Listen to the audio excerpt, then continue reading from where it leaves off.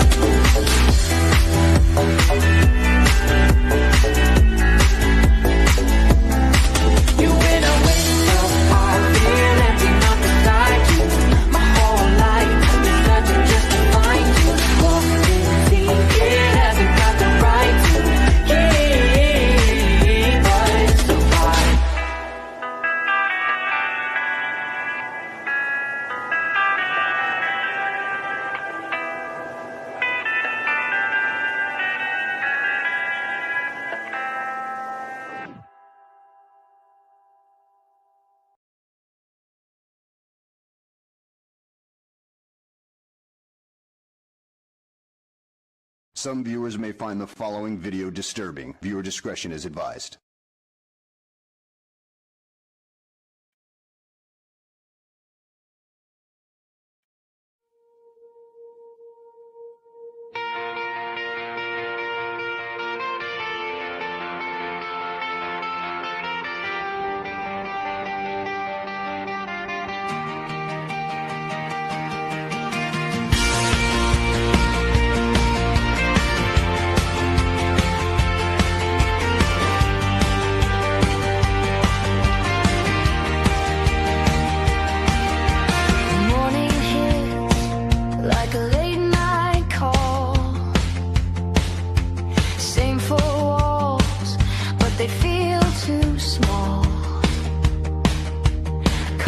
Cold on the counter again, writing list just to breathe, my friend.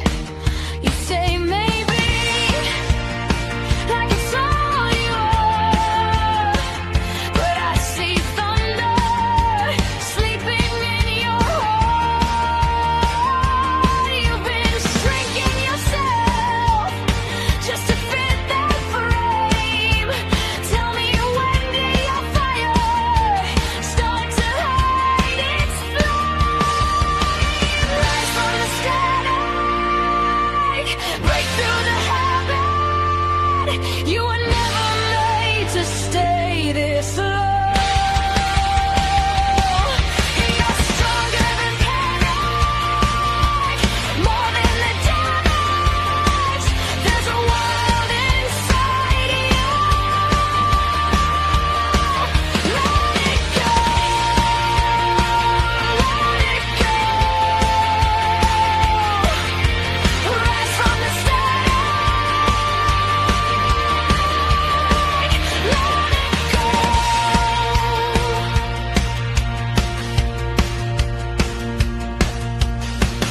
Old scars like a map on your skin. Every line says you chose to begin. You've been been told you're too much to hold, but mountains move when you don't fall. You've been dimming your shine just to keep them fine. Now your shaking voice sounds a lot like mine. Rise from the static, break through the heaven. You were never made to stay this low. You're stronger than panic, more than the damage. There's a world inside you. Let it go, let it go. Rise from the static, let it go.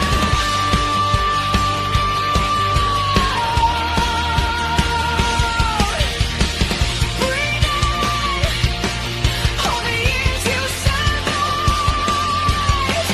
Breathe out every night worth the try.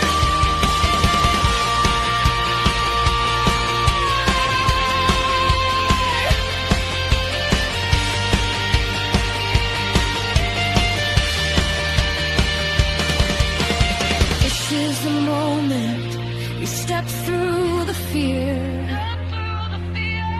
This is the story you start writing here. Rise from the static, rise from the static.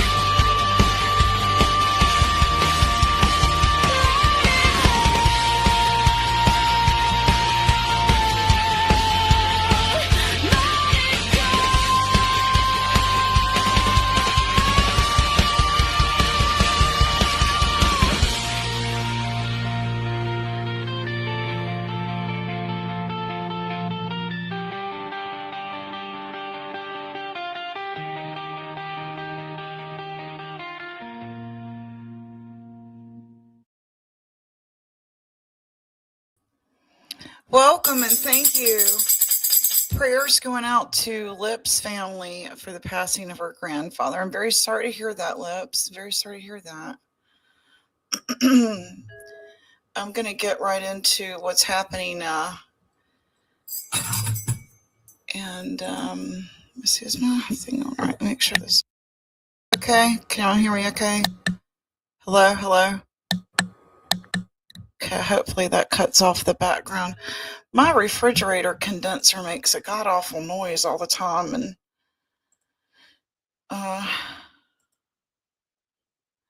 might be. I understand. Thanks for coming. I appreciate you so much. I can always count on you to come. Thank you so much, Lips. So we're going to talk about. Let me put my little thing back up here. We're going to talk about some topics that's happening out in the world. One is Iran. So let me bring this into focus here. Share screen.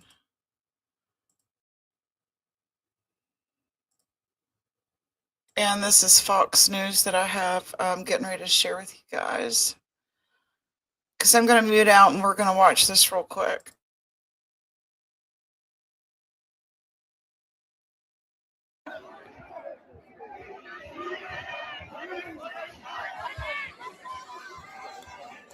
These are protests happening. It says up here Saturday and Sunday. Underway in Iran, massive protests against Ayatollah Khomeini and its brutal regime are persisting in Iran as Iranian citizens take to the streets over its failed economy and skyrocketing inflation, up 50%. Food prices surging more than 70%. President Trump has warned Khomeini there will be severe consequences if protesters are killed. But the Wall Street Journal is reporting that Iran is threatening to strike U.S. military bases in the Middle East if the U.S. tries to take down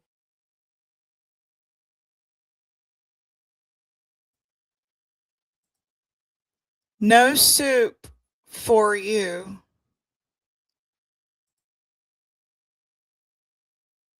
The Iranian regime. Here's the president on Friday. Iran's in big trouble. It looks to me that the people are taking over certain cities that nobody thought were really possible. I've made the statement very strongly that if they start killing people like they have in the past, we will get involved. We'll be hitting them very hard where it hurts. As protesters ramped up on Thursday, the Ayatollah dug in by cutting all internet service and international calls inside the country. The internet has been out for 60 hours so far, with Iranian officials also trying to jam up Elon Musk's Skylink to further isolate the country. As protesters have heeded the call from my next guest, the exiled Crown Prince of Iran, His Royal Highness Reza Pahlavi, called on the people to mobilize and take to the streets against the authoritarian government. Demonstrators calling for Pahlavi to return and to lead Iran. Pahlavi's father, Mohammad Reza Pahlavi, was Shah of Iran from 1941 until 1979, overseeing key modernization. If I am not mistaken, and I hope I'm not getting this wrong, I'm not a news source. I went on a trip, was it yesterday, day before yesterday, Sunday, and missed some stuff. So you guys tell me if I'm wrong, but it's my understanding that the person she's interviewing would take the place of the Ayatollah. Initiatives in the country with close ties to both the United States and to Israel, until the extremists and the terrorists overwhelmed the monarchy, forcing. Some of my friends think that Trump is ushering a new world order. A new world order is described when I Googled it. We would all worship, the same religion and have the same government, so to say, where we're all working in unison as opposed to against one another. Again, I'm not a news source. The Shah and his wife, Empress Farah Pahlavi, to flee, and the Ayatollah to return from exile. Iran then shifted overnight from a U.S. allied monarchy to an anti-Western Islamic regime, soon to become the largest state sponsor of terrorism, funding Hezbollah and Hamas, among other groups. President Trump and Secretary of State Marco Rubio posting this weekend on social media that the U.S. stands with the people of Iran, with the president writing this is not the Obama administration when it comes to standing up to the Iranian Ayatollah and his religious Nazi henchmen, and standing behind the people of Iran protesting for a better life. The president retweeted that tweet from Lindsey Graham, who will be joining me momentarily. To the regime leadership. What I'm trying to understand now, mind you, I was 10 in 1980. My husband was overseas during the Iran-Contra affair. And so I remember when we were at odds with the Middle East like that, the economy tanked. The lines to get to gas were ridiculous. And I remember feeling as though we were struggling to eat daily, nutritious meals. And that's what I remember about historically in my past when we were at odds with Iran, what life was like here in the US. And so that's why I'm watching it. I'm like, well, we just got all the rewards of finally putting reasonable tariffs in place, that we are now ahead of the game as far as our deficit goes. And here we're getting ready to blow it on a GDP. And I understand, I get it, that there is no democracy without fighting for your democracy. I get that. Yes, exactly, Margaret. Trump's world order is America first, but also Christianity and Israel and the land of the Lord, so to speak. And I think that he is trying to wrangle all of these little cults that have developed, um, and also wrangle in all the rhetoric that we're teaching our kids in school. I don't even want to go there as far as that goes right now. It's so overwhelming what we have sat back and let our children being indoctrinated into this anti-America, go spend a day in Mexico, buddy. That's all I got to say. You don't know what the hell you're talking about. Where I used to sell franchises abroad, I saw the real definition of slum. And that was when I realized I'm a spoiled American brat forever complaining that my biscuit was cold at Bojangles. When you go to a third world country and you're not just in border town, you actually venture into where people live and you kiss the damn ground you were born on. Thank you, Jesus. Thank you, God. I say this all the time. Thank you, God, for all my blessings and for making me be born in North Carolina. When they're going to college and then they complain, someone at some point in time died for them to get to, right? You don't get to complain in a lot of countries. Graham wrote, "Your brutality against the great people of Iran will not go unchallenged." Join me now in this Sunday Morning Futures exclusive. In the middle of these calls to return to power and free the people is His Royal Highness, the exiled Crown Prince of Iran, Reza Pahlavi. Your Highness, thank you so much for being here this morning. Morning, Maria. We have seen other times when the people have risen up, but it feels different this time. You called for the people to mobilize for 2 straight nights this week. Does it feel different? Assess for us what is taking place this weekend in Iran.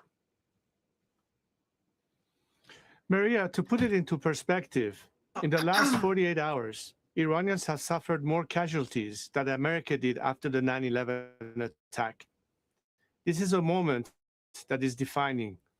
Despite being completely cut off from the world, internet shutdown, and for a regime that is massacring its own people, this is an opportunity to liberate that nation. Remember, the same thugs that hate America also hate their own people.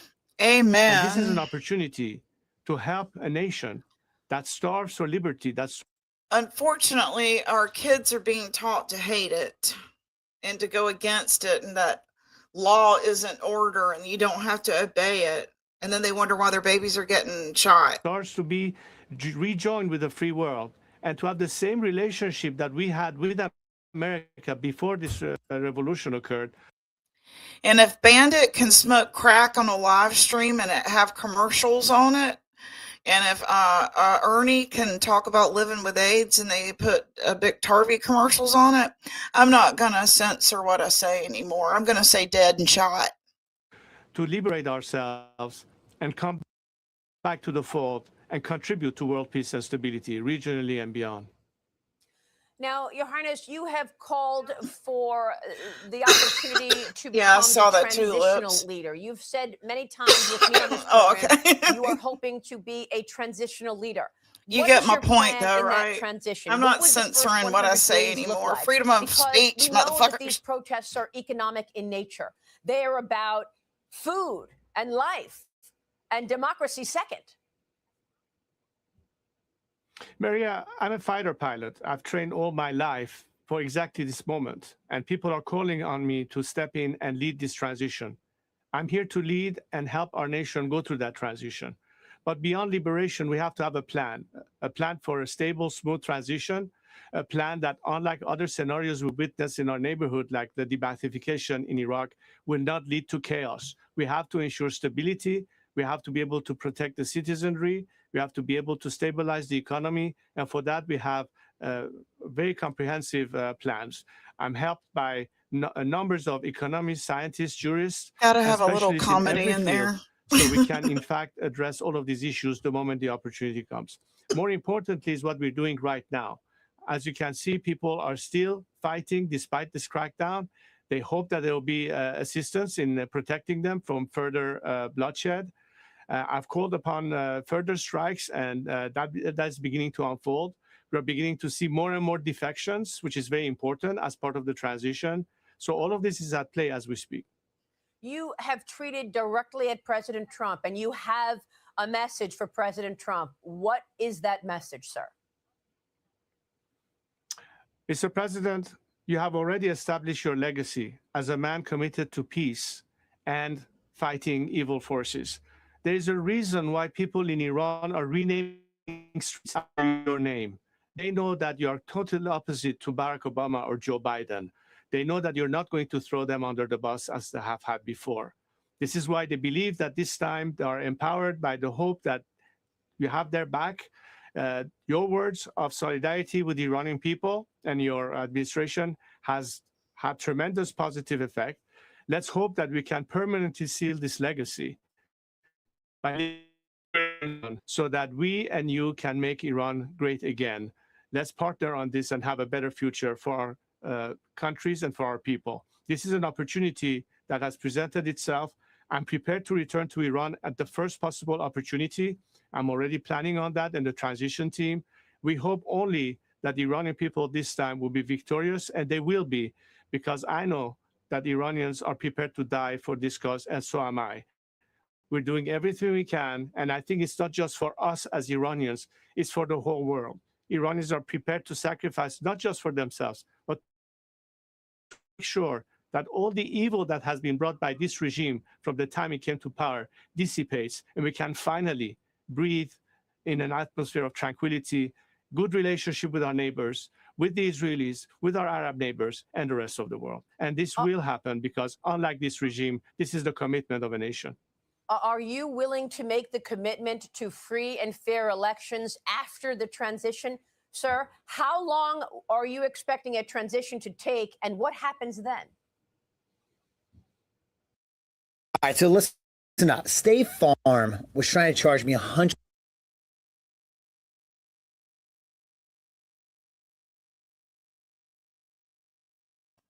Station identification. Thank you for coming to the Real Gypsy Soul.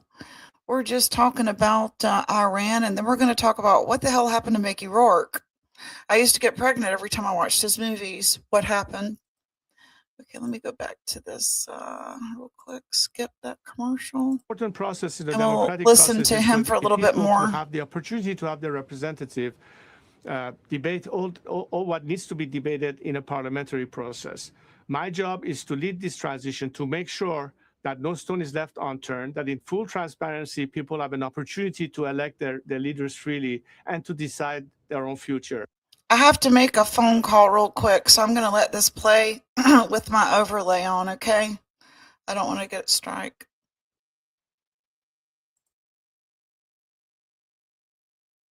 Under international observation, we will know that this will be fair and fair elections. I am committed to that. That has always been my objective. But it is important that we have a good process established so the world understand, and the people of Iran, most importantly, understand exactly this time how we're going to achieve that. Unlike what happened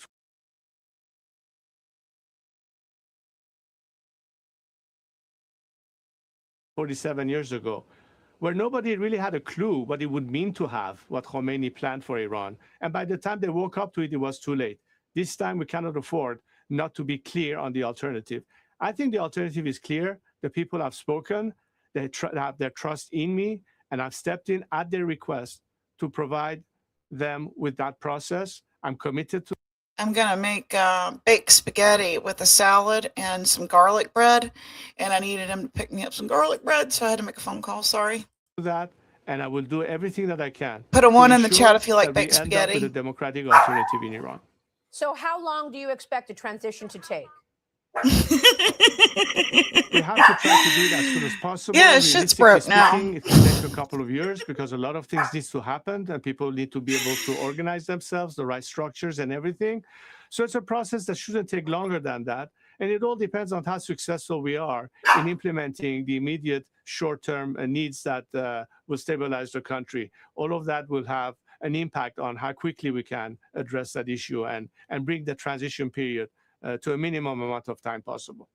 The Trump administration a week ago went into Venezuela and extracted the leader there, Maduro. And do you believe that incident galvanized the people in Iran?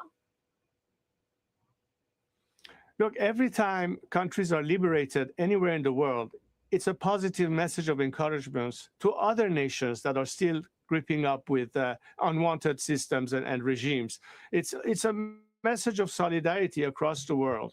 People were empowered when they saw the success of Nelson Mandela in South Africa or the success of Lech Walesa in Poland and so on and so forth. And in this case, our Venezuelan friends who have the same optic and vision of a tomorrow liberated Iran, because unlike the connection of Caracas, Tehran under these two regimes, they can understand that democratic nations will be the best partners possible. I'm happy for the Venezuelan people. I think the Iranian people get encouraged by that. And that's why I think the commitment to help the Iranian people in their liberation is not just, as I said, for the best interests of the Iranian people, but it is also in the best interest of the world, and particularly the United States of America. And would you be willing to actually run in a potential election? And you did. You were a fighter pilot. You were trained in the United Allegedly. States. Are you willing to take off the uniform after a transition and say, yes, I am going to run in an election, and we will see who the people decide is their next leader? Lips, did you ever watch The Shaws of Sunset? I really liked that show. It was like Real Housewives.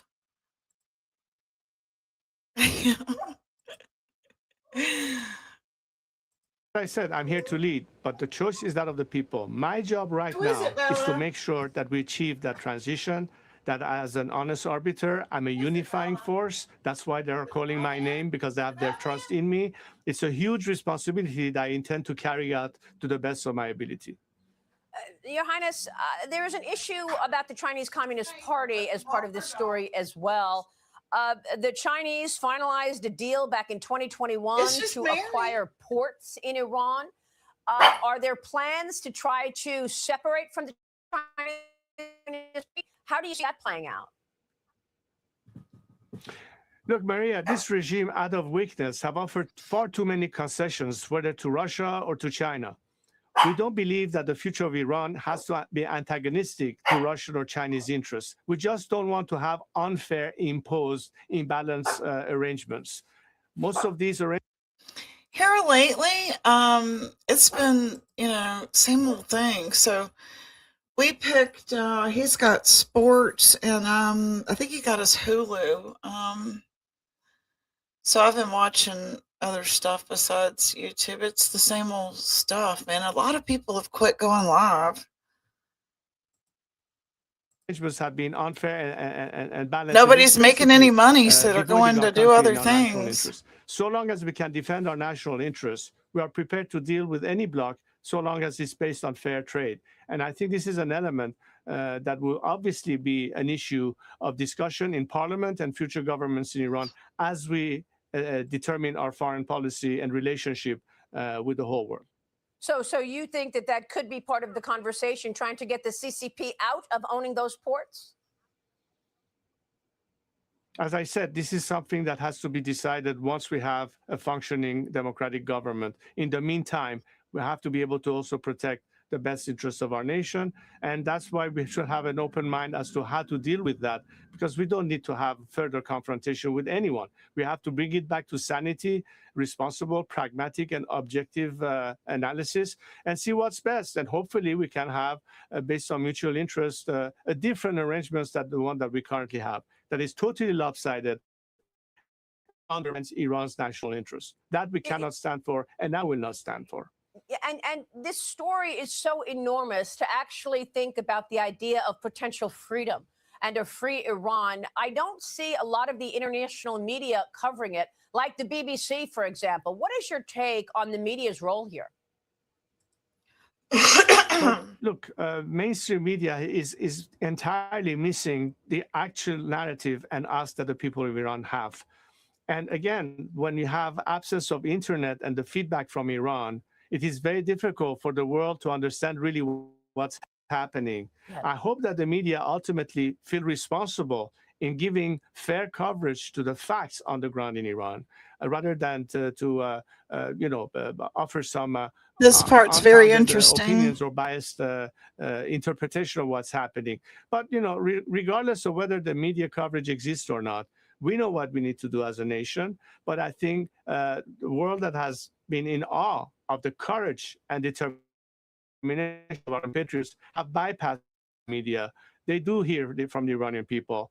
I just hope that they do their professional job and this time really have accurate accounting of what's really happening and let the people judge on their own as opposed to push an opinion on people.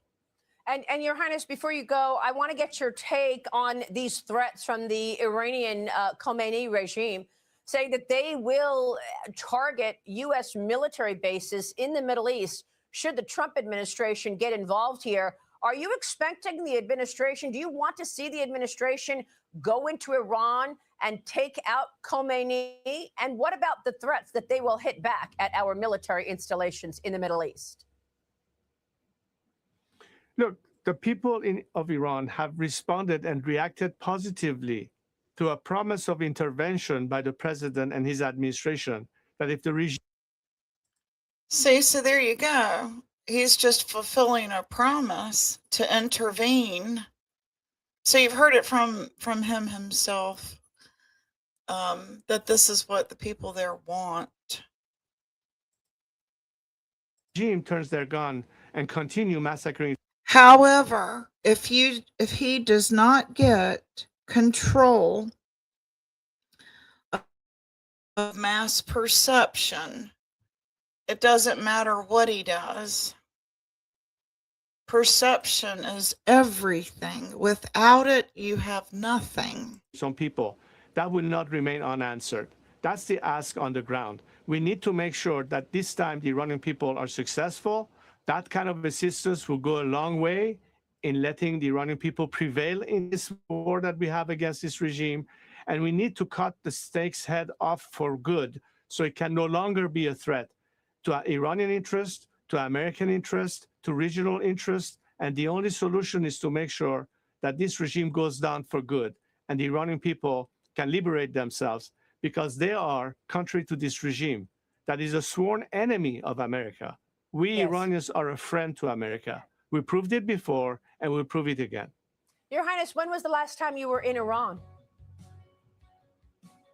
It was 1978. So it's been a long time. Your Highness, it's wonderful to have you this morning. But I'll be there soon. Yes, we will be watching. Thank you, sir.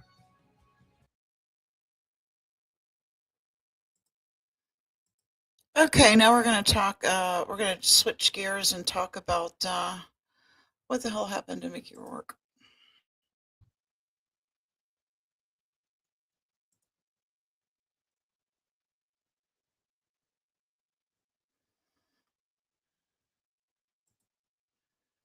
Okay. Still got this? Yes, I do.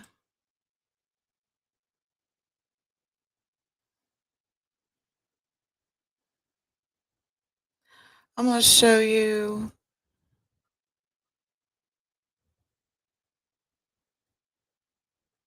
this. Is what I want to show you.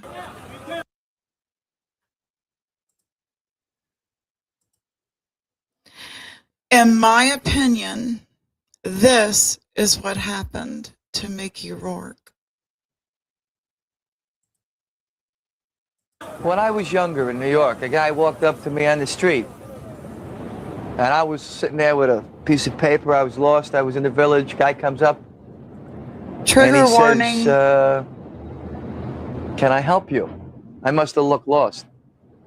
And I said, well, he says, do you know who I am? And I said, no. He says, well, my name is so-and-so. I won't give you his name. Jacques something, but I won't give you his last name. And I said, oh, you know, hi, hey, Mickey, you know. He says, where are you from? I said, well, from Miami, you know. He said, what are you doing? I said, well, I'm trying to be an actor. I wanted to go to acting school and be an actor, da-da-da. He says, you don't know who I am? And I said, no. And he gave me this big spiel about he was a famous director, that he worked with Marlon Brando and Steve McQueen and all these people. And I said, oh, God, I'm thinking my lucky day. I'm in town one fucking week. Following video disturbing. Viewer discretion is advised. He brought me up to his apartment. I was starving. I wanted to eat, but all he kept giving me were big glasses of wine. And I kept noticing young boys kept coming in and out. And then finally, he's telling me about acting, that to be a great actor, you have to give all of yourself to one person. And I kind of didn't know what he was talking about because he was very sophisticated. And it wasn't like, you know, he says, it's the only way. You have to give yourself to me. And I said, well, what do you know? And he insinuated that I had to, you know, like go to bed with him. And then he promised me a role. And I left that day and I went back to the park. I was sitting there thinking, well, could I do it with him like real quick and get it over with? And I met with him 2 or 3 times, you know, and I chickened out. I just. That's where I think he began a great big huge lie right here, because who goes back 2 or 3 times? He went back 2 or 3 times. My opinion. Times, you know, and I chickened out. Real quick and get it over with. And he promised me a role. And I left that day and I went back to the park. I was sitting there thinking, well, could I do it with him like real quick and get it over with? And I met with him 2 or 3 times, you know, and I chickened out. I just couldn't. I don't think I didn't want it that bad, you know. And maybe if he was a little better looking, you know, but not this big ugly guy. So, in other words, early on, I sort of made a decision that I didn't want to, like, you know, and that was bullshit anyway. But I think, you know.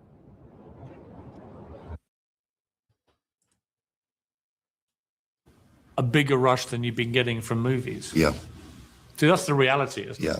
Yeah, something I've always enjoyed sports much more than making movies. So while everybody else thought you'd gone mad, abandoning your Hollywood career for getting back in the ring, it seemed an obvious thing to do. Well, it was like I wanted to do it one more time before I became like a fucking geriatric. You know, I wanted to compete one more time at a high level. And went as far as I could.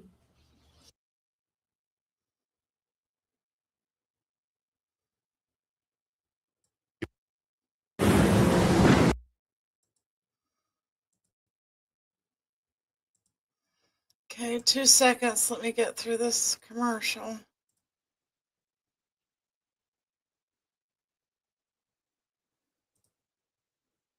You mean in this interview? Well, it depends what you say. That's what worries me. Yeah. I love your bar. This is my friend's bar, Socialista. It's where I come to relax. And you just hang out here? Yeah, it's pretty low key. It's close by, and the guy that owns the place is my best friend. Let's go back to the start, Mickey. Talk to me very quickly about your upbringing. You were born in New York. The exact year appears to be something of a mystery. Well, that's because, you know, like in athletics or business I'm in, they use that against you, so I don't talk about it. So you've never really revealed your real.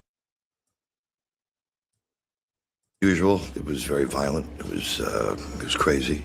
I mean, you were born in New York, yeah. And at the age of 7, your mother just took you to Miami. Right. You didn't really know what was going on, but your father.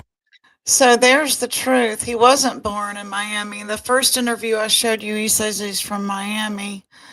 But Pierce says you were actually born in New York. That's where his accent comes from. Father was no longer part of your life. Sure. And you got a stepfather. Right. And you were abused, you and your brother, through this period. Would that be a fair way of describing No, what there was craziness going on. But it was violent. It was very violent, yeah. And you were beaten? Well, I sort of said, this stuff, I don't even want to talk about that. It was the guy, it was a very crazy situation. And it was nutty. I think what he went through.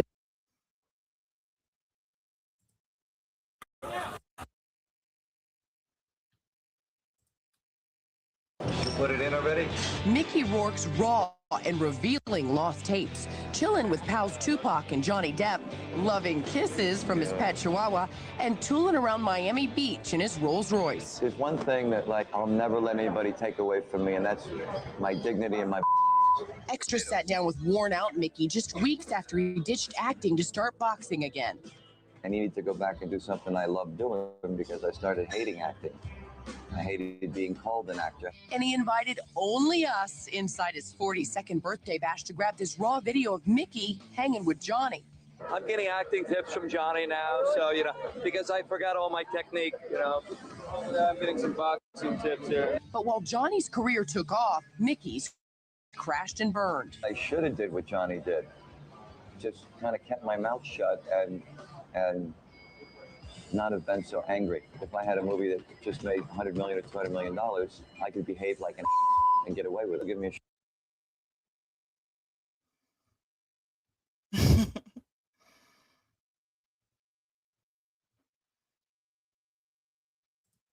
This is Mickey Rourke. Somebody set up some kind of foundation or fund for me to donate money, like charity, and that's not me. Okay, I'd rather if I needed money, I wouldn't ask for no charity. I'd rather stick a gun up my ass and pull the trigger. Yeah, it is embarrassing, but I'm sure I'll get over it like anything else, everything else. Listen, I've done a really terrible job in managing my career. I wasn't very diplomatic. I had to go to over 20 years of therapy to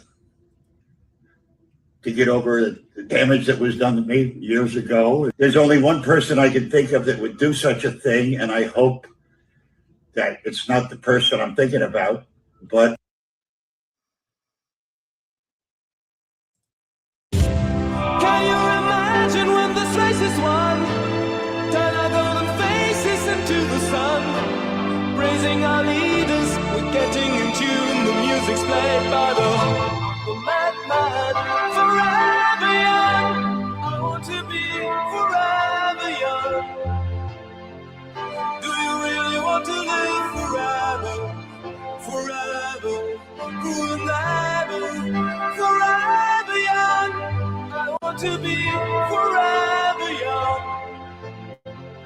Do you really want to live forever? Those didn't even look like him. That was a terrible AI.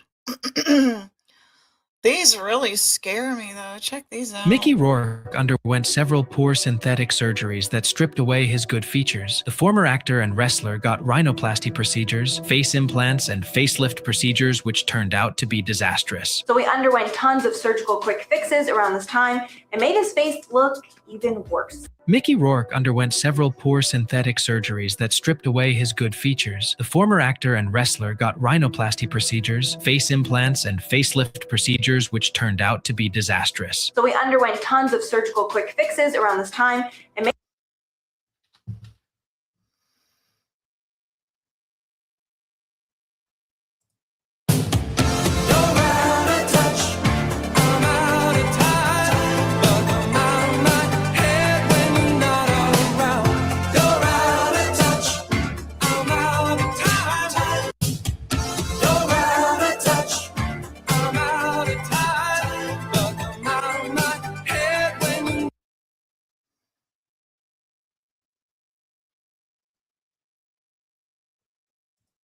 Mickey Rourke is getting a shocking reality check. The 73-year-old actor has been facing serious financial trouble, falling more than $59,000 behind on rent at his Los Angeles home. He was hit with a 3-day notice to pay or vacate, so friends stepped in with a GoFundMe. Even though the crowdfunding managed to raise over $87,000, the situation escalated and he was evicted. Soon after, Rourke checked into an upscale, celebrity-favored West Hollywood hotel. The former heartthrob stepped out wearing a wig and cowboy hat, clutching his dog and a bag of belongings. While the exact property hasn't been publicly named, it is seen known for luxury stays and nightlife, with rooms starting at around $550 a night. Will Mickey Rourke be able to bounce back into stardom again? Tell us your thoughts.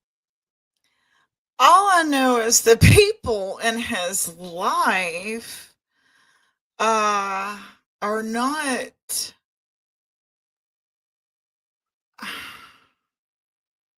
What in the actual? The majority of my company is Hispanic and Hispanic speaking. Your understanding. From Hollywood star to living in the shadows, Mickey Rourke's story is a dramatic fall from fame. Once known for his rugged looks and powerful roles in films by top directors, Rourke is now... This is sad, man. I mean, I can't believe that that's him. Rap or quit. I care. 72 and almost unrecognizable after years of boxing injuries and surgeries. That is sad as hell.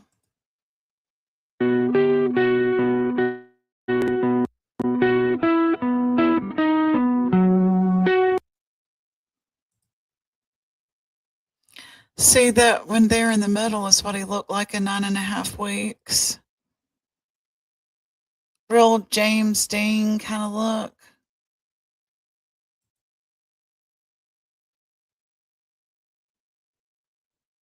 Meteoric rise looked unstoppable. He was distantly magnetic as Motorcycle Boy, slovenly mesmerizing in Angel Heart. His performances exhibited a Marlon Brando-infused voodoo charisma and an authenticity you just couldn't shake off. Rourke consistently nailed the tough but soft rebel roles throughout the 80s. Can you believe that's the same freaking person?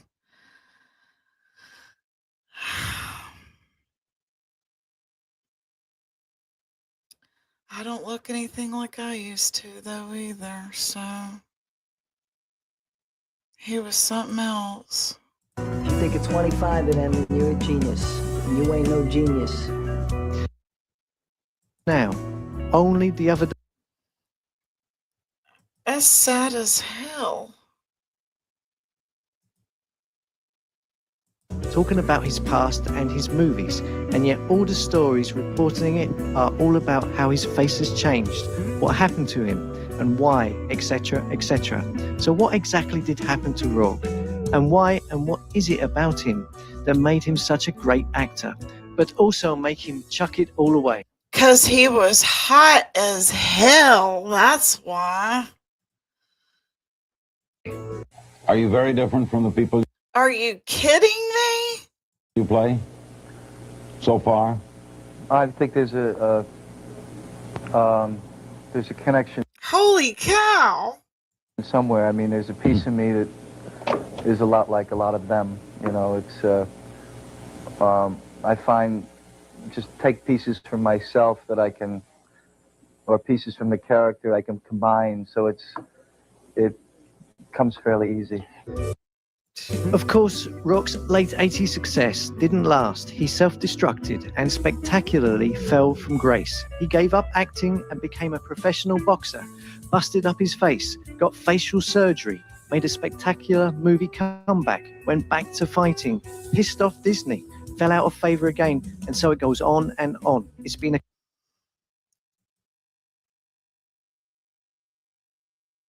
I have to just sit and look at this for a minute. Is that full screen? I can't believe that, man. That is so damn sad. This just goes to prove to you, if you don't overcome your trauma, It will overcome you.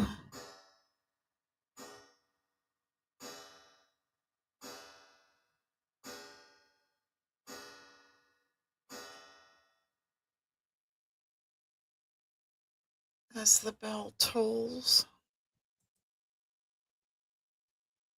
Career that has been anything but ordinary. Some people have said that Mickey is his own worst enemy, but maybe he's just brutally honest and doesn't suck up to the big players in the Hollywood industry. I don't particularly care for actors. I don't like them. Why so? I just don't like them. I think they're a bunch of people that live in a bubble. I met Warren Beatty one time. I thought this is one of the creepiest puke asses I've ever met in my life. I mean, come on. I've got an old friend that's a shoemaker. I've got more respect for. One and all. I had a good time. The vodka, the women, the bullshit. I don't sit in my hotel room like Tom Cruise, believe me. Of course, such an attitude does not help you climb the ladder in Hollywood, but what makes Mickey Rourke endearing as a person are these examples of his brutal honesty. They may not be the right things to say to get on in Hollywood, but they are what he believes, and Mickey does not compromise on his truth. Mickey was born Philip Andre Rourke Jr. in New York, 1955. His father was of Irish and German descent, and his mother was of Scottish. His father, an amateur bodybuilder, left the family when he was only 6 years old. His mother remarried to Miami Beach police officer who had 5 sons of his own. So he goes from being one of 3 to 1 in 5 plus 3 in Miami from New York. Huge difference. Mickey, his brother Joey, and sister Patricia, and his mum moved to South Florida to be with them. Rourke has only recently opened up about his time with his stepfather. I left New York and grew up in Miami. Yeah. With your mother? With my mother. Yeah. My brother. And my sister. Yeah. And my 5 stepbrothers. Yeah. Hello. My name is Adam Ferrari, the chief. Let me throw this up. For God's sakes, another commercial.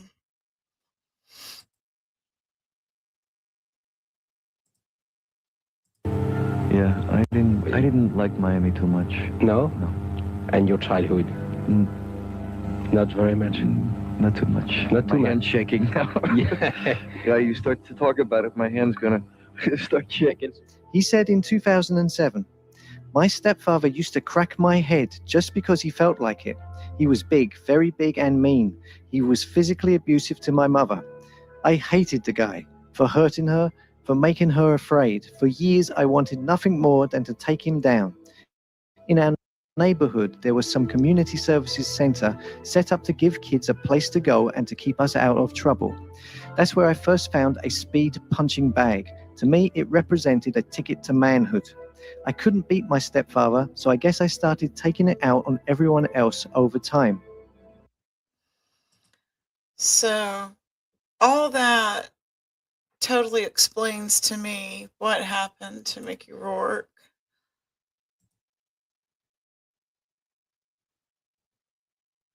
Sad as hell.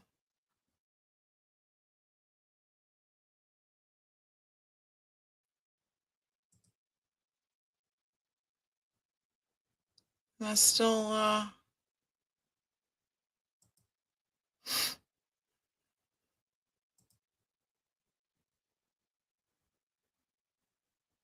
where'd it go? Am I still?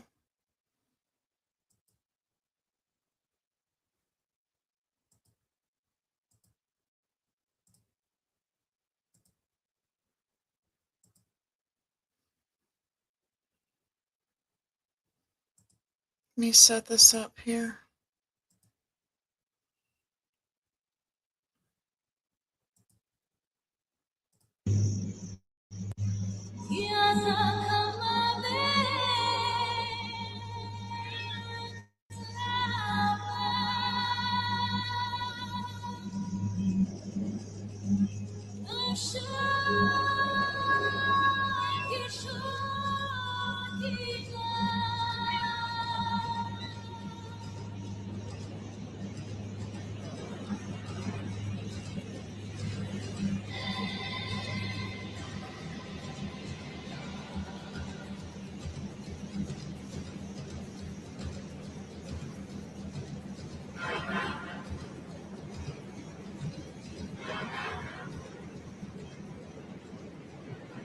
how beautiful that is.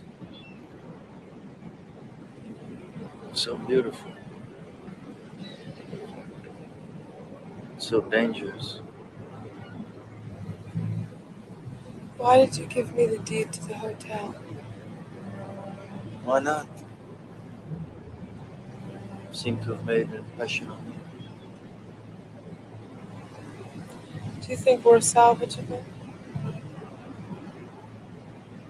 What you see is what you get. I love what I see.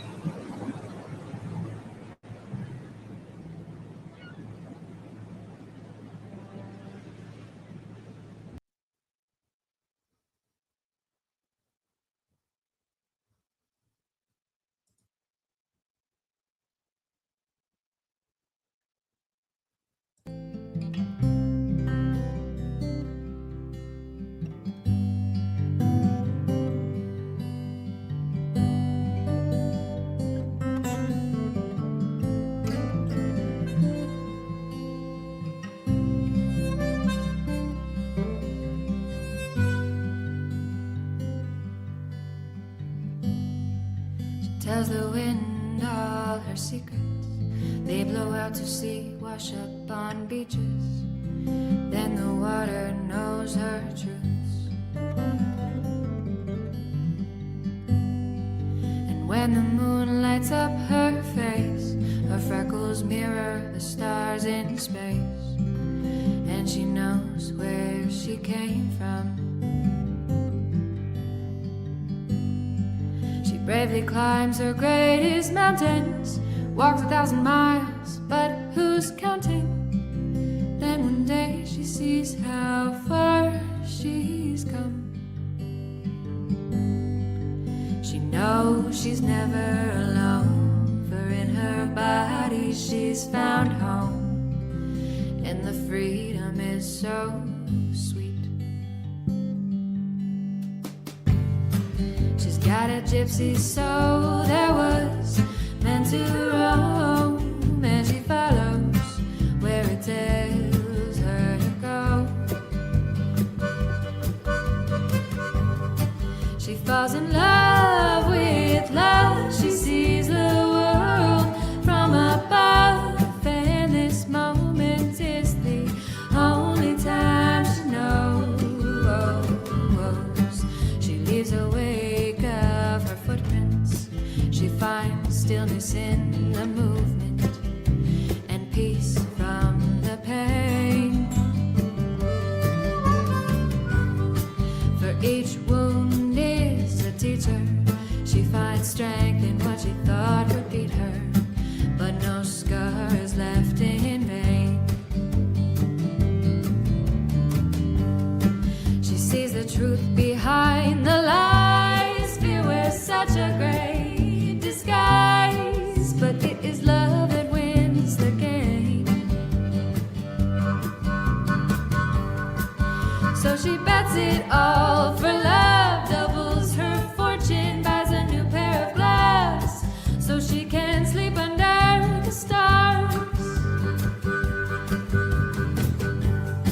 She's got a gypsy soul that was meant to roam, and she follows where it tells her to go. She falls in love. Do you want me to stay live? I don't really have anything else to do now. I'm like, you know, if I get off here, what am I going to do?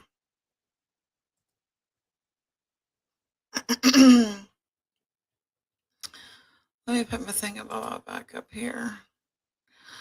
If y'all want to hang out and chat, and we can do that. Here is my dowry. Is it enough for love from the Magnum? Might I have your hand in marriage? Please. What? There's too many I got pennies. 1 case quarter. A case quarter.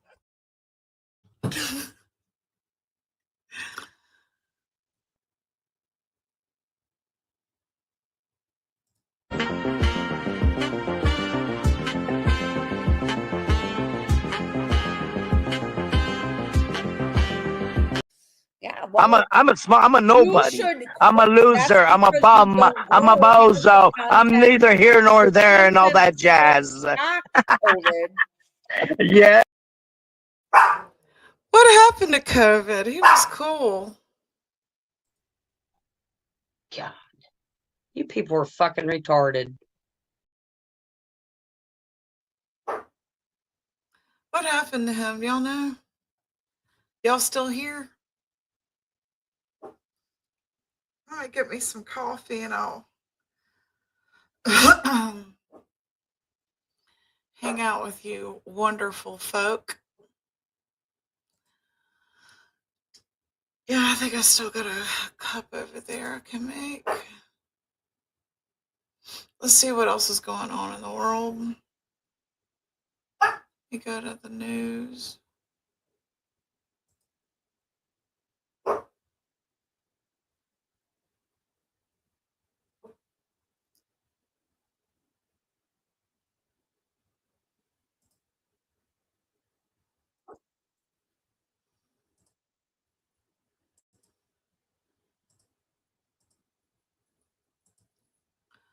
Let's see what this is about. Host of The View, Whoopi Goldberg, having a walk back comments where she suggested that ICE agents are criminals. Watch. Get me some. This is the thing. You said you were going after the bad guys. Yes. That's what you said, the violent criminals. That's and right. what does it turn out? The violent criminals seem to be in the agency. Before folks gather around and say, oh, she's accusing all of the folks at ICE of being criminals. That is not what I'm doing. Joining us now is senior writer for the Washington Examiner and Fox News contributor Joe Concha. And Joe, that little transition that we played during the clip, that was before and then after the commercial break. So what do you think about Whoopi Goldberg's two opposing comments there?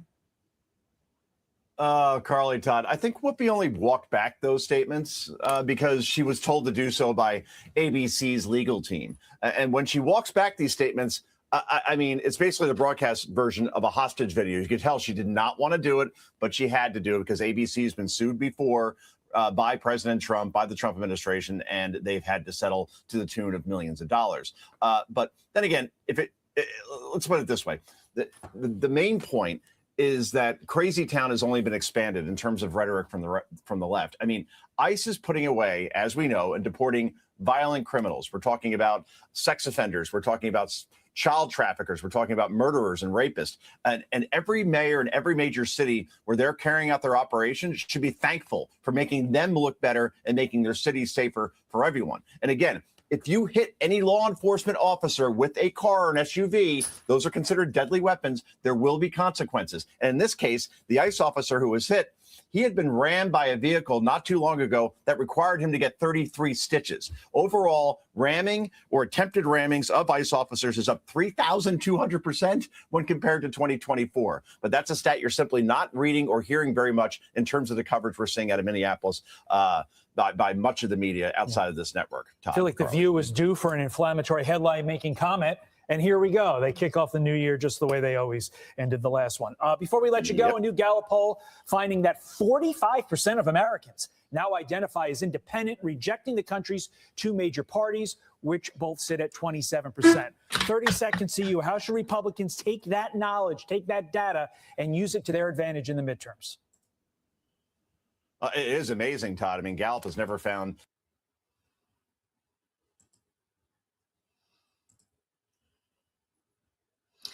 Let's watch this real quick for a second, if y'all don't mind. Change gears.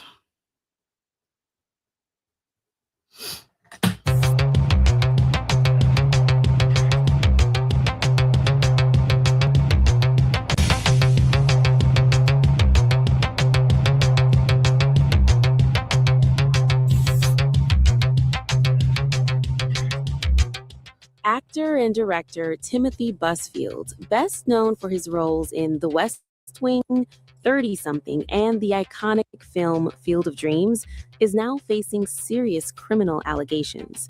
An arrest warrant has been issued for the 68-year-old Emmy-winning actor, accusing him of sexual abuse involving a minor in the state of New Mexico. The allegations have sent shockwaves through the entertainment industry.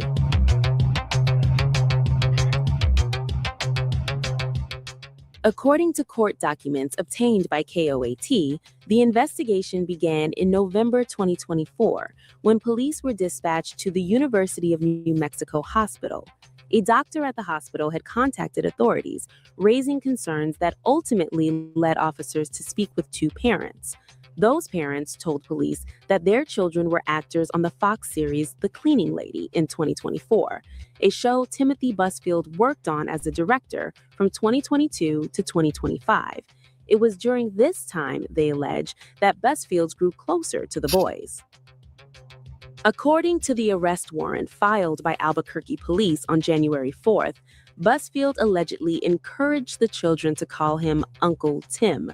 Police documents further claim that he tickled the boys on their stomachs and legs. Hospital staff reportedly told officers that based on their assessment, it appeared the children had been groomed. As a result, Timothy Busfield now faces 2 counts of sexual contact with a minor, along with child abuse charges. As of Friday afternoon, it remains unclear whether Busfield had been officially booked. Neither Busfield nor his representatives have issued a public statement addressing the allegations. Let's see what else we can find out about that.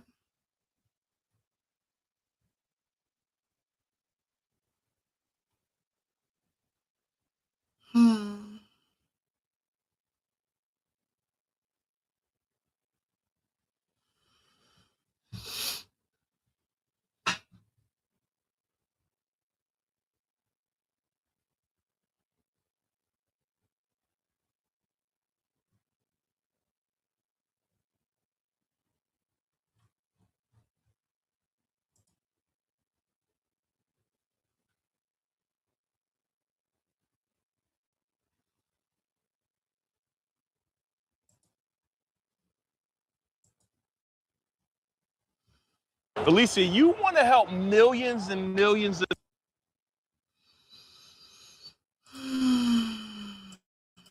continue to rise. At least 646 civilians reportedly killed in Tehran as thousands of protesters are rising up, speaking out against the Iranian regime and the country's weak economy. Inflation soaring. President Trump is warning Iran against any killings.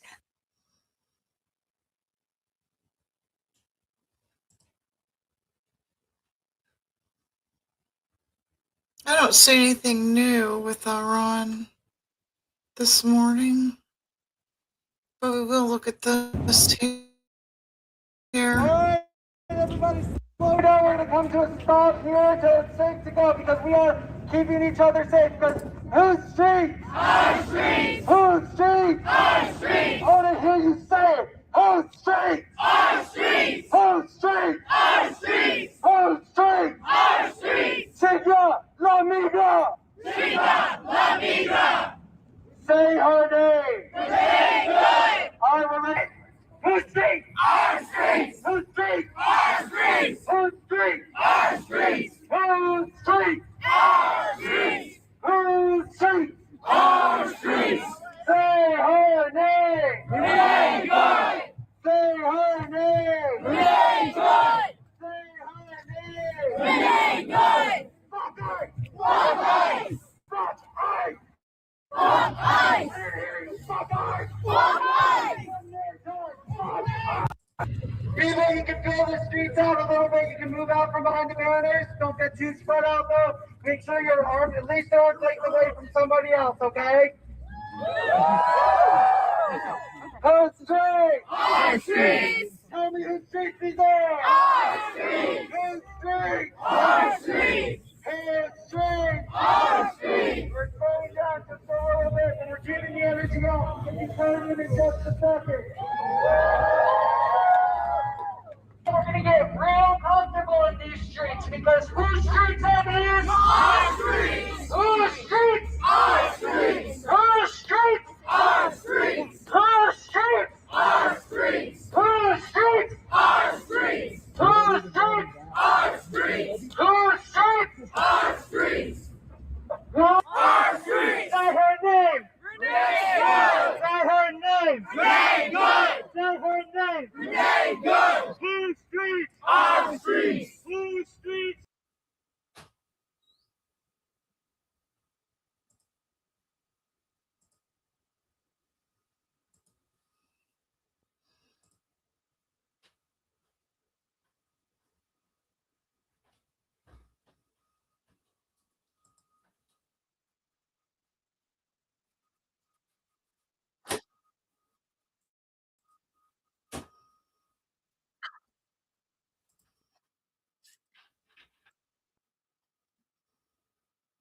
$1.99 a gallon. Nobody thought they'd see that. There were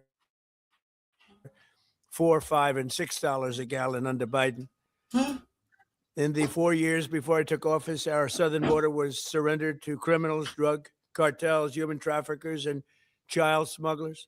Our entire southwest border on the Mexican side is under the physical control of cartels that are among the most violent entities nobody's ever seen anywhere on the planet, the most violent people on the planet. Remember when the Democrats and others, the radical left, used to say that the people they're allowing into our country, immigrants, are nice people. They're not violent like our people. Well, they make our people look like babies. These are some of the most violent criminals anywhere on earth from many countries, not just Venezuela. Venezuela emptied their jails into our country, but others have also. The Congo has. So many other countries have. And we don't put up with it. I have to say the drugs coming in by sea are down 94%. And we're trying to figure out who the other 6% are.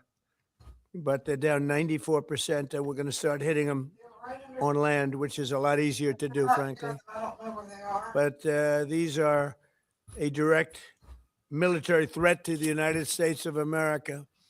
They're trying to drug out our country. And you could look throughout history. Look at China when they were loaded up with drugs. They were suffering greatly, and others were able to take them over. And other countries also. They're trying to.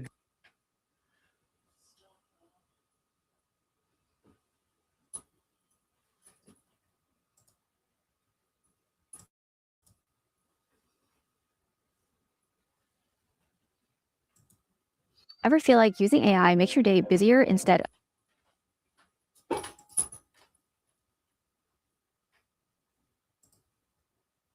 Result of good policy. Now contrast that just on the gas prices, one metric. Contrast that with what we were all experiencing under the Biden administration. Okay, despite their draining the strategic petroleum reserve to deflate prices artificially, which was a disastrous policy idea in its own right, gas prices still reached record highs, and the national average for a gallon of gasoline was more than $5 a gallon under Biden. Now it's under $3, and under the Biden years, it cost Americans more than $60 just to fill up a Honda Civic or a Toyota Camry, and now everybody's buying the big trucks again. You know. Thanks to sound economic and energy policy that has restored American energy dominance, those days of the Biden years are over, and we're going into overdrive, and we're not going backwards. This is not some talking point. This is real economic data. It proves that Trump policies, Republican policies, achieve better economic outcomes for all of our constituents, and they will reverse the Democrats' cost of living crisis. And you heard the leader mention some of these other metrics, and you're all seeing them pile up now. Inflation is down. Interest rates are down on housing. I think that will continue to go in a positive direction. It certainly as we change over Fed chairs in the early summer and all the rest. And then you saw the economic growth numbers. I mean, they're really exceeding every expectation. In Q2 of last year, it was about 3.8% GDP, the growth, and then it went to 4.1% in Q2.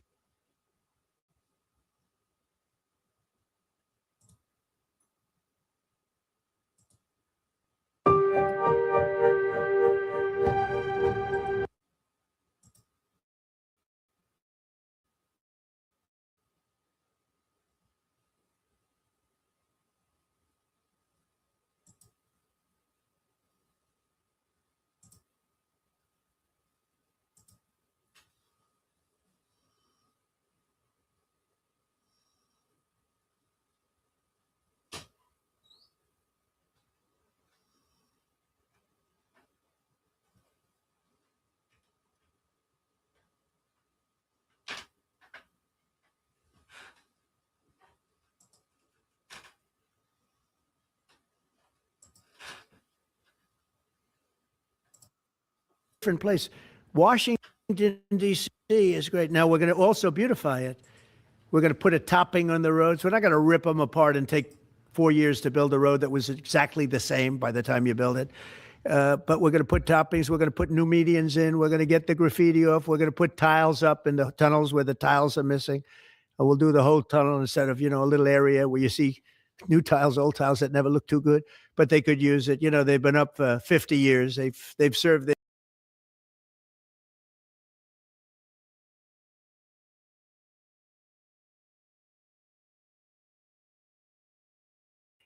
It's going to be crime-free, and it's going to be spick and span. And it's going to be, you'll be proud of Washington again. Go ahead, please. Sir, China's having a massive military parade that President Putin and Kim Jong-un will be attending. Do you interpret that as a challenge to this? And are you concerned at all about those countries? No. Trying to be some sort of counterweight? Not at all. China needs us, and I have a very good relationship with President Xi, as you know, but China needs us much more than we need them. No, I don't see that at all, no. And I had actually a very good meeting with President Putin a couple of weeks ago. We'll see if anything comes out of it. If it doesn't, we'll take a different stance. Everyone March today in California ruled that deployment of National Guard troops to Los Angeles was illegal. Do you have any response? Well, it was a radical left judge, but very importantly, what did you not tell me in that?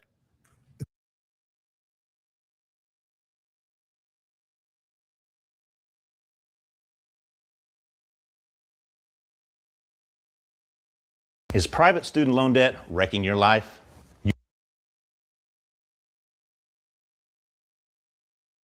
Well, we're going to be making the decision as to which oil companies are going to go in, that we're going to allow to go in. We're going to cut a deal with the companies. We'll probably do that today or very shortly thereafter with Chris and Doug.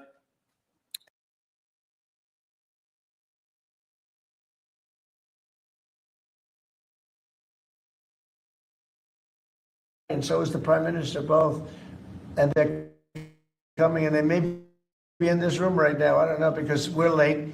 And I said maybe they'd like to join they actually may be somewhere in the beautiful Oval Office. Yeah, please, behind you. Did you promise leaders this week that you would not allow Israel to annex the West Bank? Is that something that you? I will not allow Israel to annex the West Bank. No, I will not allow it. It's not going to happen. Did you speak with Netanyahu about this? Yeah, but I'm not going to allow it. Whether I spoke to him or not, I did. But I'm not allowing Israel to annex the West Bank. There's been enough. It's time to stop now, okay? Yeah, please.